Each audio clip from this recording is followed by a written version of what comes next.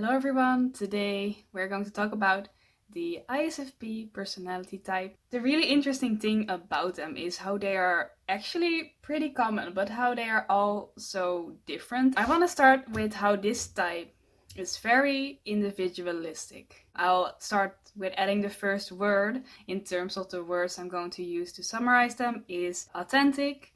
They are very authentic and true to themselves. They live their life their own way, regardless of what other people think of their way of life. They also have this in common with INFPs, by the way. This means that the reason why it can sometimes be difficult to recognize them is because they are all acting like their true selves. They are all very interested in exploring who they are and being themselves. And because of that, you may have one ISFP who really cares about one thing, and then the other ISFP really cares about something else and really wants to surround themselves with different things, have a totally different lifestyle. But the thing they all have in common is that they're just gonna do whatever they want and have their own way of life. But this way of living can be so different for every one of them. They know who they are and they base their life on their identity. And secondly, the thing is they can easily be confused. At least I easily confuse them for intuitives. First of all, if you're going to confuse a sensor for an intuitive, there's a good chance that they're an ISFP. And they are also easily confused for extroverts because they are very present. They are very present in the moment, and they are also very energetic. They have a lot of energy usually because they love being active. They just love interacting with the world around them. But of course they are introverts. So the thing is, they may be introverted for a long time, but whenever they want to be focused on the world around them, they are going to want to be active and very spontaneous.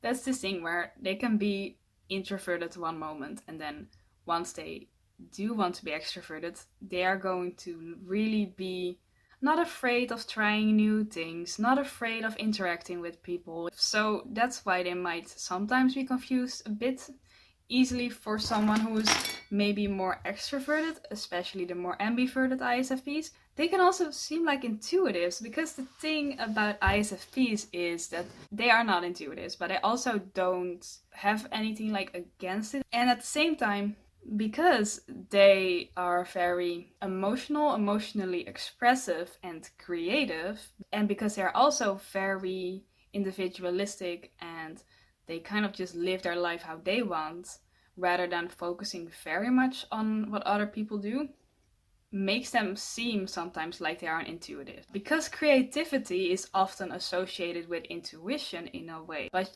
you have to realize that creativity is also associated with feeling. So introverted feeling creates these people who are very creative because they are always kind of focused on their emotions and want to express their emotions and their themselves. One of the big differences why they are not intuitives is because, for example, if you're going to talk with them about some kind of philosophical topic or about future planning that's like pretty far into the future, they may like lose their attention. They also don't like to sit still necessarily for a long time. For example, an ENFP, they might, for example, be happy to just talk with someone for hours about different kind of ideas and then also kind of like execute those ideas and plans. Whereas ISFPs are very in the moment and they don't really plan too much for what they're gonna do. They're just doing. They're just constantly engaging with the world and reacting to the world. And for them, they can kind of feel like it's too theoretical. It's too much about thoughts. It's not grounded enough in the real world. They're much more practical and grounded people. And whenever they create something, their creativity is going to usually have this physical manifestation where maybe they want to be a performer where they can be singing on a stage or dancing or something where they can be a bit active, or they might want to like make something out of wood or something, like where they're working with their hands. Or they might want to travel, or they might want to be in nature a lot. Yeah, they often also like nature and being outside. Or they might just want like, write a song and then immediately sing it and perform it in front of people or something. And now they are not always creative, okay? They often are, but they don't have to be. But they are usually interested in the more like human side of things, the more emotional side of things. So, for example, in people, just in people in general, they might be want to work with people, for example, or helping people or helping animals. A lot of them are also interested in animals or nature and maybe working with animals. They are usually kind of like have this connection to living things. Living things is usually where their interest lies in. And even then, their interests can be anything. But one thing they have in common is they will always follow their passions, and they're usually passionate about something. So, whatever, in terms of what kind of work or job they will do, it's always going to be something they're passionate about. They actually struggle with doing something that they don't want to do, or that they don't feel like it aligns with who they are or with their values. They're very serious about that. They're not the kind of people who are likely to like be very focused on money, for example. They're more focused on, is what I'm doing aligned with who I am and what I stand for? And is it something I love to do? That's more what they're focused on. So they can also be very independent people, where they may not mind being alone. It kind of does depend on the person. It may be different for the more ambiverted ones, but the more introverted ones usually don't mind being alone, and they're very independent.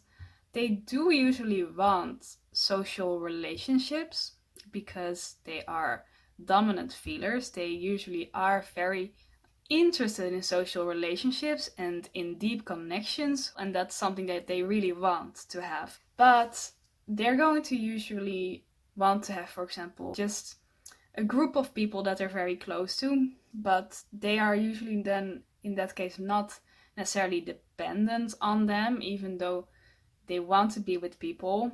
They are also fine on their own. They are usually pretty in touch with their emotions, also in touch with how they feel about things, if they like something, if they don't like something. And yeah, they can have strong emotions, and then they're also strong-willed. They are this weird kind of contradiction. I guess every type is a contradiction in some way, but they're this contradiction where they can seem pretty social in the sense that they value relationships. They usually have good social understanding. They know what people want to hear, they understand other people well. But at the same time, they're going to be a bit distant from people, where you just know that they are going to do their own thing, even if people tell them that they shouldn't. They're going to seem very strong-willed in that way. It's like they're not people-pleasing. They actually struggle sometimes with listening to other people, especially if they are people who are like not close to them, or people they don't really care about, And they hate to be like pushed around. That's also all the IPs don't like that.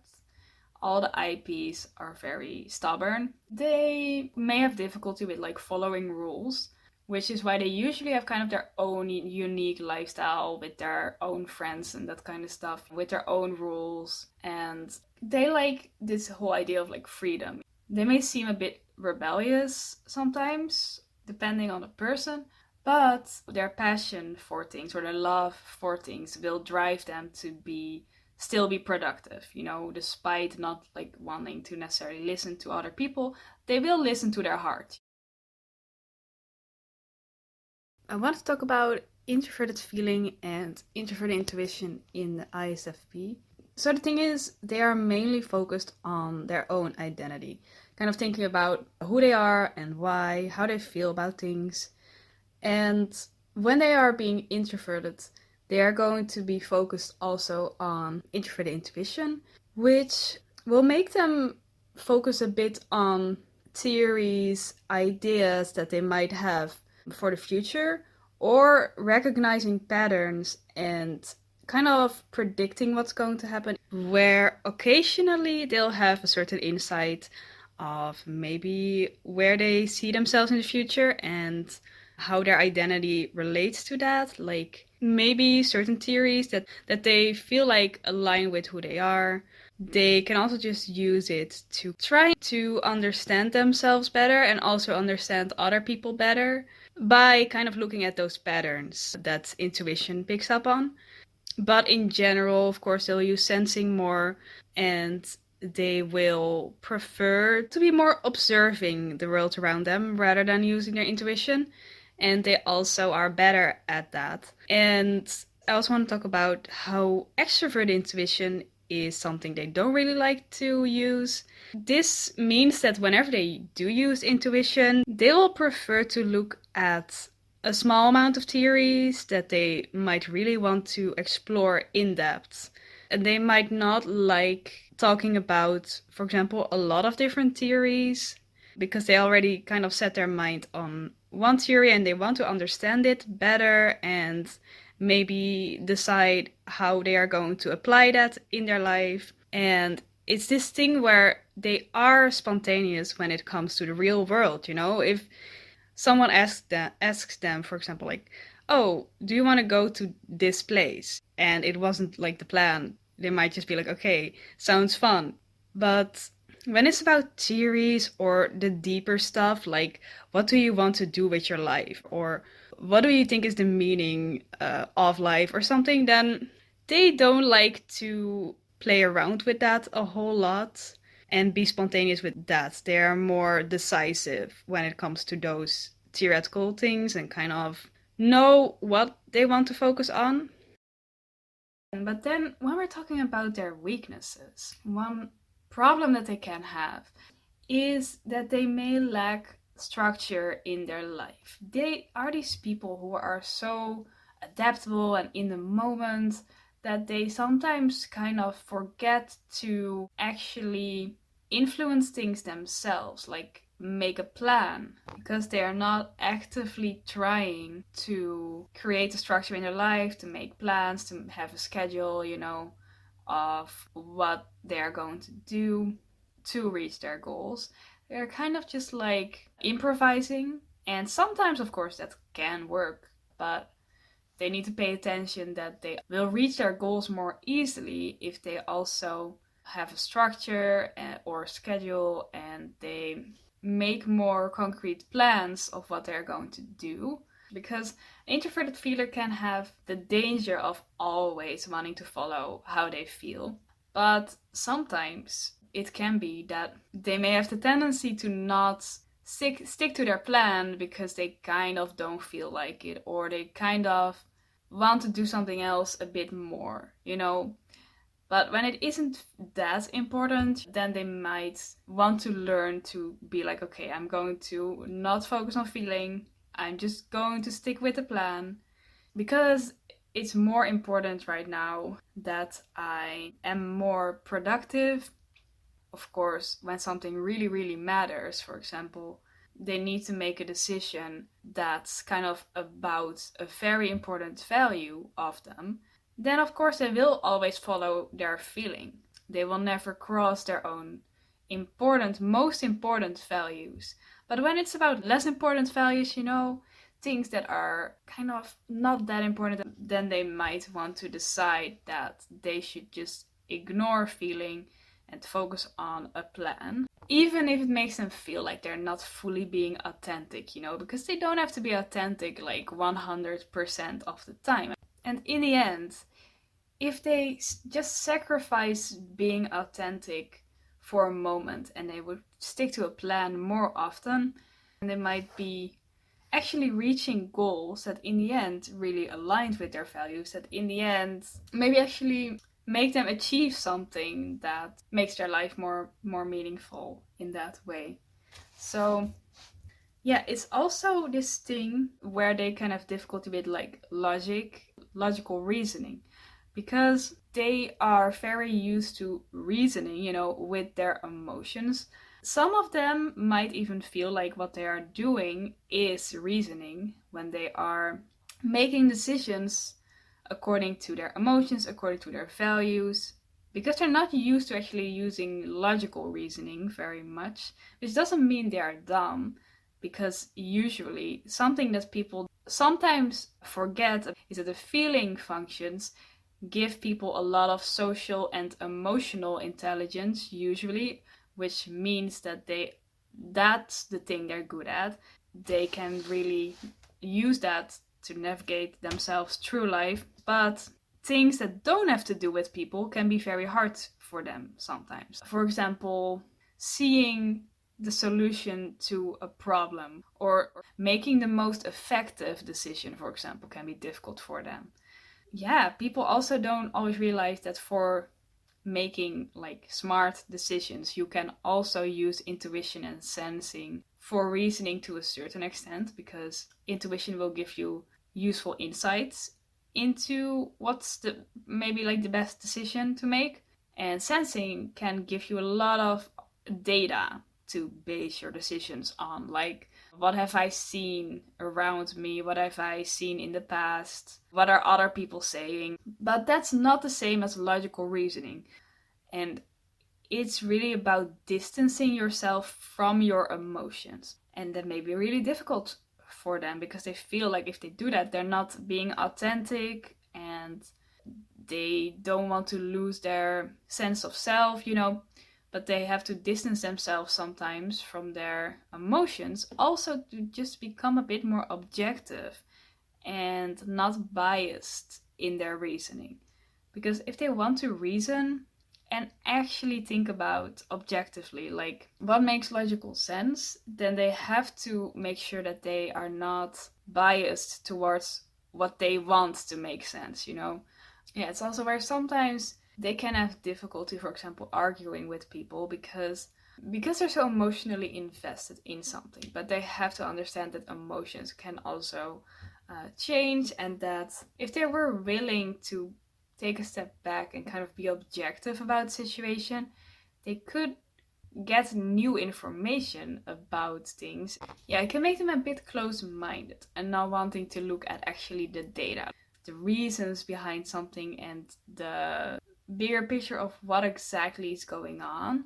For example, they might go off a feeling and kind of feel like, oh, this feels wrong, I have a bad feeling about this and I don't think this thing is ethical, so I'm not gonna agree with that. But then if they would be open to someone explaining to them that in the bigger picture of things, for example, maybe if you were helping a person or something, it would lead to neglecting someone else, or just like an example of how not taking into account the consequences of your actions and the whole picture can make you make decisions that you feel like they are the right decisions, but actually they're not, And feeling can make you so focused on emotions that you don't see the big picture anymore, or the whole system of things. And thinking is really good at strategizing and knowing what to do to get to a certain desired outcome. And another weakness is that they may not always want to listen to other people's perspective on things, because they're so self-focused, they're so focused on themselves, their own identity. But they can also have this danger of becoming self-centered. All the IPs can have this danger where they are so focused on themselves that they don't really consider other people's perspective that much. They may end up damaging relationships that they have with people because they're more focused on what they want naturally and how they feel than on how other people feel. They may have to sometimes compromise and kind of be like, okay, what is their opinion on this, and kind of stop focusing on their own opinion for a moment. What do other people actually want? Don't lose sight about what the people around you actually need, because you're so focused on your own identity and what you care about, and don't lose focus of what they care about. And when we're talking about IFPs, sometimes they may not feel a lot of love for people, for example, and in that case they may become a bit more ego-centered. But with the IFPs, they're also the ones exist that are very loving and they feel a lot of love and care for people. They actually have this problem a bit less because their values incorporate the fact that they care about people and they want to help them, so they can still be authentic while also taking care of other people's needs, or they might only act this way for the people they care about and not for anyone else. So you definitely have different kinds of IFPs. So, yeah, to summarize the functions. So, their dominant function is introverted feeling, like I already mentioned, where this is the reason for their need to be authentic, them just being emotional, them having a natural kind of interest in people, their creativity, their stubbornness, and being strong willed. Their second function is extrovert sensing. This is the function that makes them very spontaneous and adaptable, active, like to interact with their environment, present in the moment, practical, really able to handle the world around them. Then their third function is introvert intuition, which means they do sometimes want to think about their future and trying to come up with kind of creative new ideas, noticing patterns, getting insights about what might happen in the future. Their inferior function is extroverted thinking, which means that they struggle with having structure in their life, also with logical reasoning, and also this is the reason why they may struggle with seeing other people's perspective and opinion on things. Lastly, so their three weakest functions are extroverted thinking, introverted thinking, and extroverted intuition. Yeah, so that was the ISFP type. Thank you for watching, and I hope to see you next time. Goodbye.